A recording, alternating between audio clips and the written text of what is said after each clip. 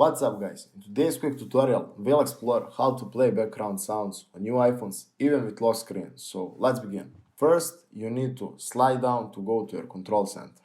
Now, to add the shortcut icon here, we need to hold the blurred background and then click on Add a control. Here, search for a background sounds.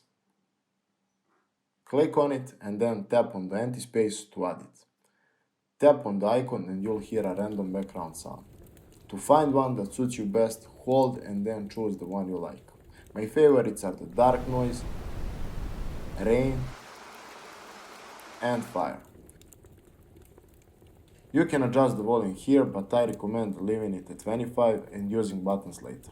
It's much easier that way. In the background sound settings, you'll find more options like use when media is playing and stop sounds when locked. I found this setup works perfectly for me, but feel free to choose what suits you best.